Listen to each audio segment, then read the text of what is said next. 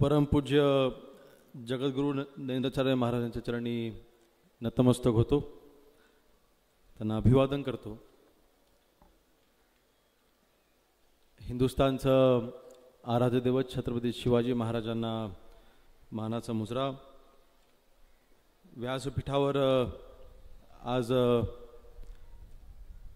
ह्या मठाचे उत्तराचार्य परमपूज्य कानिफनाथजी महाराज, आपल्या रत्नागिरी जिल्ह्याचे पालकमंत्री, महाराष्ट्र राज्याचे उद्योग मंत्री सन्माननीय उदयजी सामंत साहेब, महाराष्ट्र राज्याचे मत्स्य व बंदर विकास मंत्री सन्माननीय नितेशजी राणे, महाराष्ट्र राज्याचे माजी मंत्री गुहागर मतदारसंघाचे आमदार सन्माननीय भास्कर शेठ जाधव,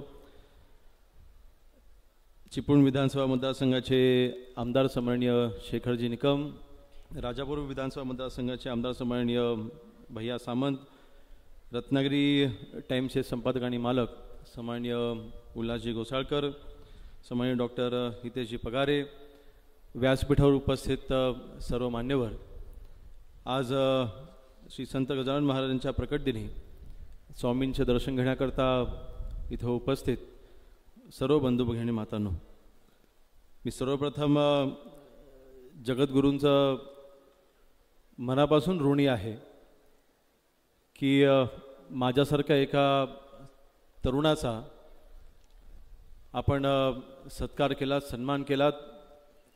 आजपर्यंत गजानन महाराजांच्या प्रकट दिनी ह्या पवित्र भूमीमध्ये यायचा माझा योग कधी जुळून आला नव्हता। मागील काही महिन्यांपूर्वी जगद्गुरूंची माझी पहिल्यांदा भेट झाली आणि अतिशय मनामधून सांगतोय, शेवटी एक तरुण राजकारणी म्हणून, एक तरुण म्हणून कुठेतरी मला ऊर्जा मिळावी, या ऊर्जेच्या शोधामध्ये प्रत्येक तरुण असतो। आणि आपल्या सर्वांच्या साक्षीने मला सांगायला अभिमान वाटतोय की मला समाधान आहे की आज जगद्गुरूंनी माझा सत्कार सन्मान केल्याच्या नंतर राजकारणामध्ये मला प्रचंड अशी मोठी ऊर्जा आज मला जगद्गुरूंच्या माध्यमातून मिळाली। मी खरोखर आपलं आयुष्यभर ऋणी राहीन, मी स्वतःला नशिबान समजतो। अनेक संकटांना आपण सर्व सामोरे जात असतो। कालच छत्रपती शिवाजी महाराजांची आपण 395वी जयंती आपण साजरी केली। महाराजांचा इतिहास तुम्ही आम्ही सर्वांनी वाचलाय। महाराजांनी ज्या लढाया लढल्या, महाराजांचं शौर्य आपल्या सर्वांना माहिती आहे। इतिहासाच्या पुस्तकामध्ये महाराजांनी ज्या लिहिल्या, त्यांनी ज्या युक्ती लढवल्या त्या सगळं संदर्भ आहे। शाळेच्या पुस्तकामध्ये महाराजांचा इतिहास आपल्याला वाचायला मिळतो, परंतु छत्रपती शिवाजी महाराजांच्या वैयक्तिक आयुष्यामध्ये ज्या काही उलाढाली झाल्या त्या अधिक जणांना माहिती नाही आहेत। आणि मला वाटतं तो पैलू देखील महाराजांचा सगळ्यांसमोर येणं अतिशय महत्त्वाचं आहे। तो ह्याच करता अशी म्हण आम्ही लहानपणापासून ऐकायचो की शिवाजी जन्मावा परंतु शेजाराच्या घरात, असे म्हण आम्ही लहानपणापासून ऐकायचो। परंतु आज जगद्गुरूंच्या माध्यमातून शिवाजी महाराजांनी हे स्वराज्य घडवलं। मी अतिशय मनापासून सांगतोय, ज्यावेळेला या महाराष्ट्र राज्याच्या राज्यमंत्री म्हणून जेव्हा मी शपथ घेतली, 15 डिसेंबरच्या दिवशी संध्याकाळी 6:30 वाजता माझी शपथ झाली। त्या क्षणी माझ्या मनामध्ये एकच भावना होती की ह्या महाराष्ट्र राज्याच्या राज्यमंत्री म्हणजे महाराष्ट्र राज्य, छत्रपती शिवाजी महाराजांनी स्वराज्य स्थापन केलं, हे ते महाराष्ट्र राज्य, हे ते स्वराज्य, या स्वराज्याचा राज्यमंत्री म्हणून योगेश कदम तू आज मंत्री झाला आहेस। आजपासून तुझे कार्य हे महाराष्ट्रासाठी असलं पाहिजे, पण तू हे कार्य करत असताना ऊर्जा लागते। ती ऊर्जा मी पुन्हा एकदा सांगतोय, जगद्गुरू आपल्या माध्यमातून आज मला प्राप्त झाली आहे। मी खरोखर आपल्या मनापासून पुन्हा एकदा आपले आभार मानतो। आज मला ती ऊर्जा मिळालेली आहे, ती सगळ्या ठिकाणी मिळत नाही। जसं भास्कर शेठ जाधव साहेबांनी सांगितलं, आपल्या कार्याबद्दल आम्ही काय बोलावं? आम्ही तर प्रचंड, मी तर या व्यासपीठावरती सर्वात कमी वयाचं मी आहे, सर्वात कमी वयाचा मी आहे। आणि आज तरुण म्हणून मी आज जी जबाबदारी खांद्यावर पडली आहे, नक्कीच ही जबाबदारी पेलत असताना ऊर्जा लागते, ती ऊर्जा आपण मला देताय। आणि आज माझ्या वडिलांचे देखील आणि आपले देखील अनेक वर्षांचे ऋणानुबंध आहेत. त्यांनी अनेक वर्ष आपले या मठावरती आपल्या आशीर्वाद घेतलेले आहेत. परंतु माझा तो योगायोग आज पहिल्यांदाच ऋण आला आहे.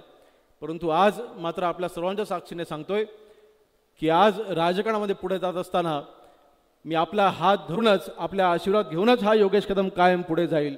आपण जी सेवा करत आहात या सेवेमध्ये मला जे काही सहकार्य करतात ते सगळं सहकार्य करण्याची माझी तयारी आहे. आज जी काही जबाबदारी आहे, जेव्हा गृहराज्यमंत्रीपद जेव्हा मला मिळालं, गुरुजी आपण जे कार्य करते त्याच्यामध्ये आपण व्यसनमुक्तीचं अतिशय महत्त्वाचं कार्य आपल्या या संस्थांच्या माध्यमातून चालतं.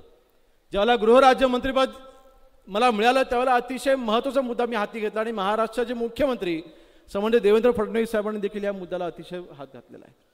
ते म्हणजे आपल्या महाराष्ट्रामधला किंवा आपल्या देशामधला तरुण जो काही व्यसनाच्या अधीन जातोय, मग तो चरस आहे, गांजा आहे, अनेक विविध प्रकारची जिथे व्यसनं करतो, ह्यापासून आपला तरुण वाचला पाहिजे. आणि ह्याच्यावरती पोलीस गृह विभागाच्या माध्यमातून जी काही कारवाई करता येईल ती कारवाई करायला आम्ही आता सुरुवात केलेली आहे. आणि तो एक आम्ही निश्चय केलेला आहे की आपला महाराष्ट्र हा व्यसनमुक्त झाला पाहिजे. आपल्या महाराष्ट्रामध्ये ही जी काही कीड आहे ती दूर झाली पाहिजे, ह्यासाठी आम्ही कार्य करायला आता सुरुवात केलेली आहे. आपल्या आशीर्वादासाठी नक्कीच मला लागणारच आहे. होय, आज आम्ही जरी राजकारणी असलो, भारताचं राजकारण हे संविधानावरती चालतं. संविधानामध्ये अर्थातच आम्ही राजकारणी म्हणून किंवा या मंत्रिपदावरती असताना आम्ही कुठल्या एका धर्माच्या बाजूने आम्ही बोलू शकत नाही किंवा आम्ही धर्माचं राजकारण करू शकत नाही. परंतु आज व्यक्ती म्हणून सांगतोय, आज मला अभिमान आहे. होय, माझा जन्म हिंदू धर्मामध्ये माझ्या कुटुंबामध्ये झाला, ह्याचा मला सार्थक अभिमान आहे आणि आयुष्यभर राहील. देव देश आणि धर्मासाठी प्राण घेतला हाती, शूर आणि सरदार मला काय कुणाची भीती. छत्रपती शिवाजी महाराजांचे मावळे हे हा नारा देऊन तिथे लढाई लढायचे. आणि आज हिंदू धर्माचा प्रचार प्रसार संपूर्ण जगामध्ये करत असताना मला अभिमान वाटतो. आपले उत्तराचार्य कानिमठाची महाराज यांचा देखील मला उद्या इथे उल्लेख करायला हवा. आपल्या देशाच्या पलीकडे जाऊन, 7 समुद्रा पलीकडे जाऊन आपला धर्माचा प्रसार ते करतायत. आम्हाला नक्कीच अभिमान आहे. आज आम्ही राजकारणी आहोत, पण आम्ही काय 24 तास राजकारण करत नाही. आम्ही वैयक्तिक आयुष्य देखील जगतो, आमचं कुटुंब देखील सांभाळतो. परंतु आज धर्मगुरू म्हणून वावरत असताना कुटुंबाचा त्याग करायचा, वैयक्तिक आयुष्याचा त्याग करायचा, हे सगळ्यांना जमत नसतंय. परंतु तरीसुद्धा आपण उत्तराचार्य म्हणून आपण जे कार्य करताय, मी खरोखर एक तरुण म्हणून मला अभिमान आहे की आपल्यासारखी व्यक्ती आज ह्या धर्माचा प्रचार आणि प्रसारणामध्ये आज उतरलेली आहे. आणि म्हणून आज मी अधिक वेळ घेणार नाही, अनेक मान्यवर इथे बोलणार आहेत. परंतु आज हा सत्कार सन्मान माझ्यासाठी, हा सत्कार सन्मान फक्त नाही, ही फार मोठी जबाबदारी आहे. आणि ही जबाबदारी पार पडत असताना नक्कीच मी कुठेच कमी शब्द आज गुरुजी मी आपल्या सर्वांना देतोय आणि अधिक वेळ न करता मी इथेच थांबतोय. जय हिंद, जय महाराष्ट्र. धन्यवाद साहेब, खूप खूप धन्यवाद.